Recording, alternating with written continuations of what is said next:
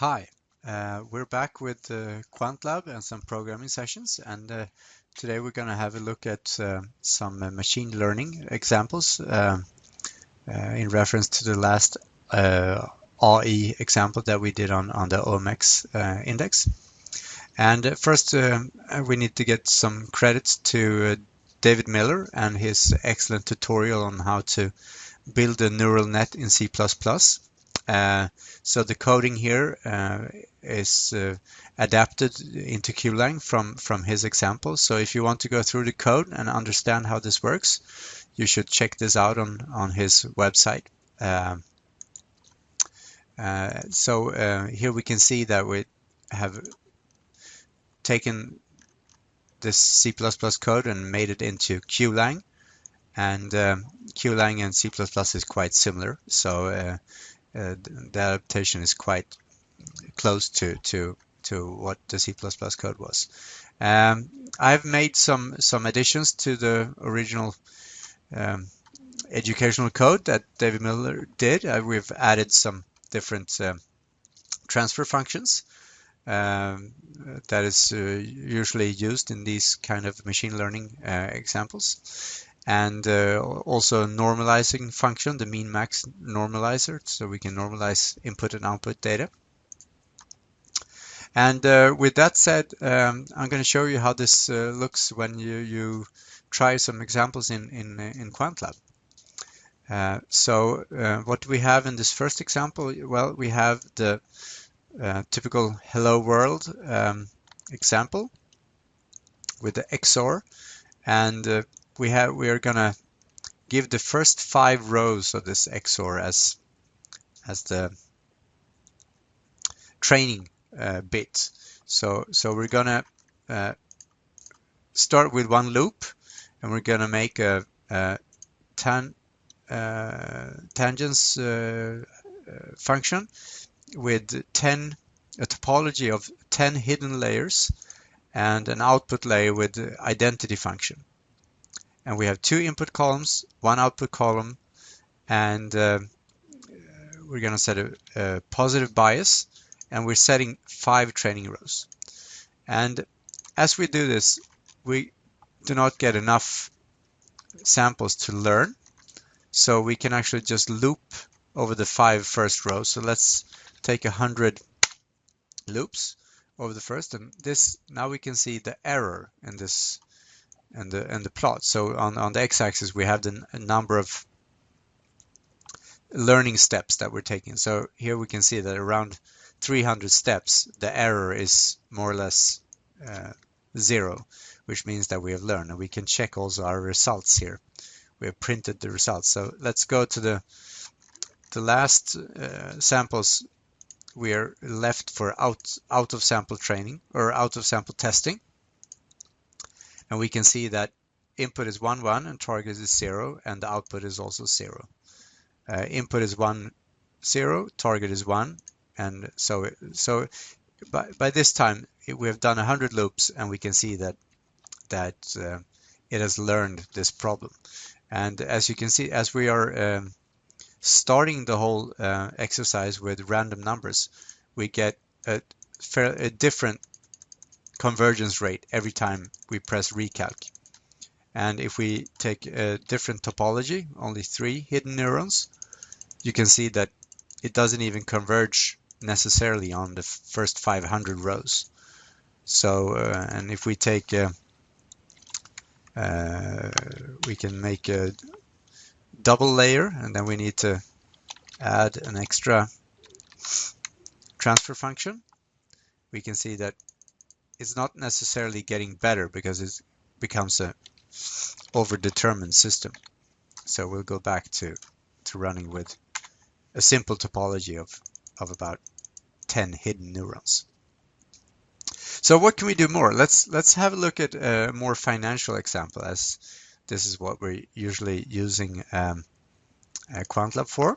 So I've prepared another training set.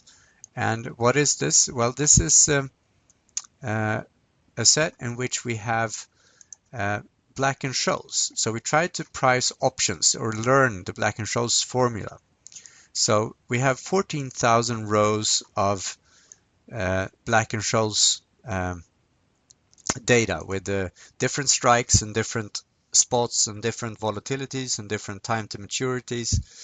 And we have all different combinations of these options. And the correct answer to hit is obviously the Black-Scholes value. And we can see here that we're not perfectly hitting the mark, but we do have convergence. We have now looped the 14,000 Black-Scholes values 5 times, and we can see that we're getting convergence. And here we have normalized the data, so all the input and output data are normalized to be between 0 and +1. And with that, we can then see in a plot, this is the training data, where we have the red line is the correct answer in each pass, and the green are each training set. And the below graph here, we can see that these are our leftover out of sample Black-Scholes tries. So we can see that it actually prices the out of sample Black-Scholes quite nice. It's not perfect, but it's actually learned how to price Black-Scholes formula using this neural net. Why would one do this, as the Black-Scholes formula is already known? Well, obviously, if you have a very complex payoff function, you could train a neural net to understand this payoff function and then use this trained neural net to use these payoffs that would become very much faster than having to run a Monte Carlo simulation every time you need a price of that product for different inputs. And we also have made a real-time example. So here we have a time series example where we are actually learning as we go.